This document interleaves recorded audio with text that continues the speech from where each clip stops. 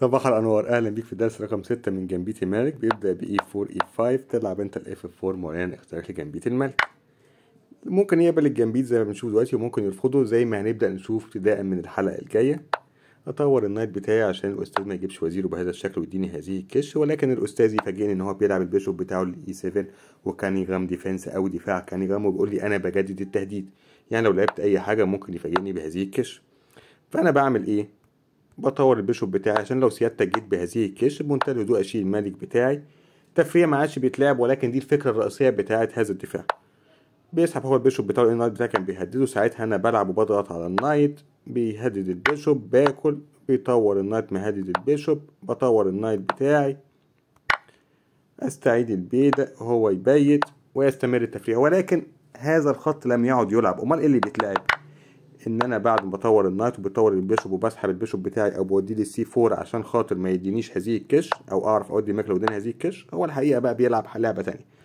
بيطور النايت بتاعه للاف 6، ودي اللعبه اللي هتشوفها في اغلب الحالات. طور النايت وضاغط على البدء بتاعي بتاع الاي، ازيح على النايت عنده. وهنا هيتفرع الدرس بتاعنا لثلاث اجزاء. اول لعبه اللي بتتلعب بشكل كتير جدا على الداتابيز، يعني جراند ماسترز كانوا بيلعبوها اكتر، هي النايت للجي 4. تاني حاجة النايت للإي 4، نقلة الإنجن، نقلة سنوية هنغطيها برضو النايت للإتش 5. طب تعالى نبدأ بالنقلة الرئيسية بتاعة النايت للجي 4 ونشوف هنتعامل معاها إزاي. أنا ببيت والأستاذ بيطور النايت بتاعه، بلعب أنا الدي 4، بقوي هيكل بادئ، بدعم البدء بتاع الإي أكتر، ولكن الأهم بقول له اديني البدء بتاع سيادتك ال في الإف، عايز أستعيد البدء بتاع الجنبيت. يلعب هو دي 5 على طول، مهدد البيشوب، اكل بالمرور وهدد البيشوب، يستعيد البدء بتاعه وضاغط او عامل بعتذر حماية للبدء بتاع الاف عنده. اديله هذه الكش. اللعبة بتلعب اكتر من الاخوة جراند ماسترز ان هو بيغطي بوزيره وبنكسر وزراء. وبعد كده بطلع بالنايت بتاعي وهو بيبيت، استعيد البيدق، ينزل بالنايت، اطور النايت بتاعي، يهدد النايت عندي، اشيل البيدق، ما ضيعش وقت بقى، ياخد بالرخ، اديني يا عم الاول هذا البيشوب، لما ياكل انزل بالنايت بتاعي عامل ضغط على البيدق، النايت بتاعه ينزل عامل ضغط على البيشوب والرخ، اكل بكش، يستعيد قطعته، اديله كمان كش، الملك يمشي، اشيل الرخ من التهديد. بعد كده هو ممكن ياكل بيدق ومهدد الرخ عندي، انا اكل النايت عنده، يستعيد ويستمر التفريع. ولو فتحنا الانجن في الشكل دوت 1/10 لينا. طيب جميل خالص. تعال نعيد نقلتنا من الاول. بس المرة دي النايت بتاعه لما هزيه عليه مش هينزل بقى النقلة المفضلة عند الإخوة جراند ماسترز، هينزل النقلة بتاعت الإنجن ونشوف أفكارها إيه.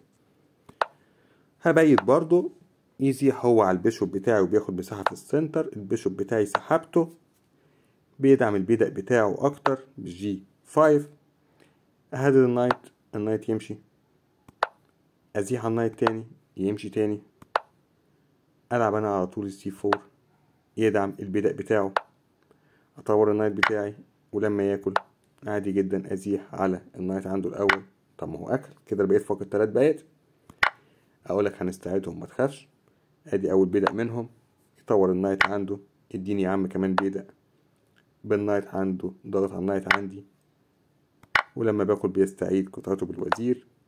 اسحب بقى البيشوب اللي كان النايت مهدده، يطور البيشوب بتاعه، بقول له كسر عشان عايز اجيب البدأ بتاعي انقله للصف السادس، بيرفض، بيهدد الرخ بالبيشوب، بشيل الرخ بالبيشوب بتاعه، ضاغط على النايت عندي، اطور البيشوب بتاعي الاول، يجيب الرخ في وش الوزير، فانا ما ضيعش وقت واكل وهو يستعيد قطعته بالملك، اديله كش،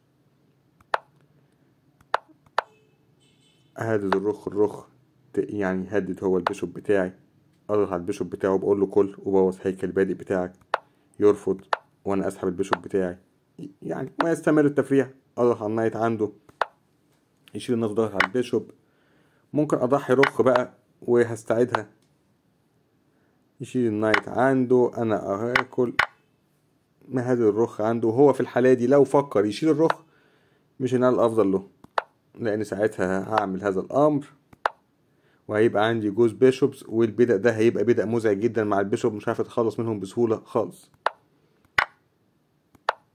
يجيب الرخ شايلها من تهديد البيشوب عندي، ويستمر التفريع بقى زي ما سيادتك شايف في هذه الكش.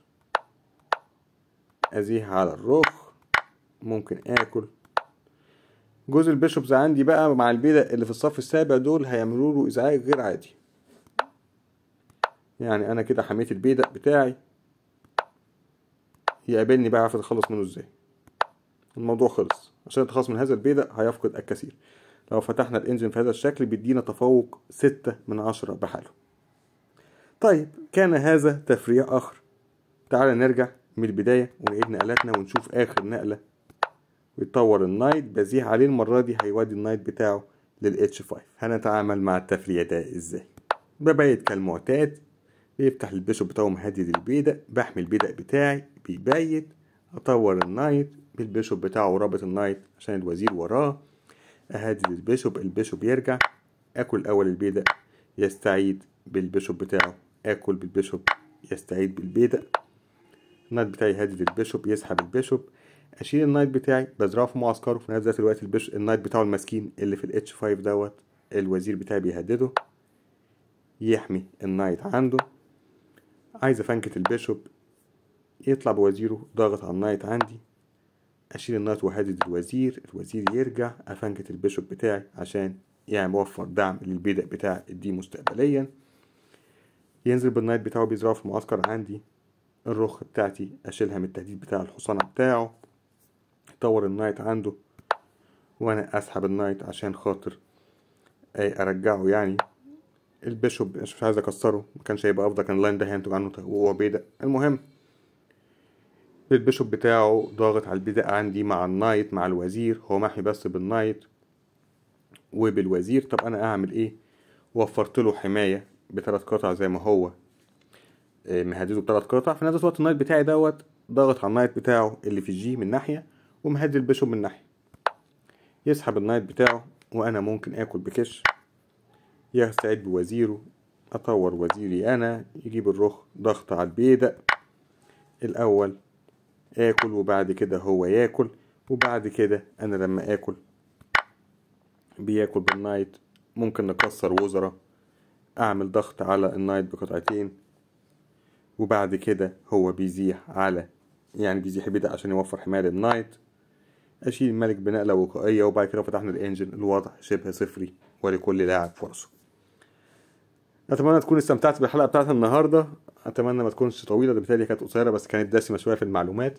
ابتداء من الحلقه بتاعت الجايه ان شاء الله هنشوف بقى مش الاكل، مش تفريق الاكل، هيرفض الجامبيت. هيرفضه ازاي؟ قدامه لعبه من اللعبتين، يا D5 يا اما يلعب لعبه تانية بيسموها البيشوب C5 اللي اسمها الكلاسيكال فاريشن او التفريع الكلاسيكي. هنبدا نغطي التفريعين دول في الحلقات الجايه، ويبقى كده خلصنا جامبيت الملك. اتمنى يكون مفيد، اتمنى تكونوا استمتعت فيه. سبسكرايب لو مهتم تشوف باقي السلسله، وسلام.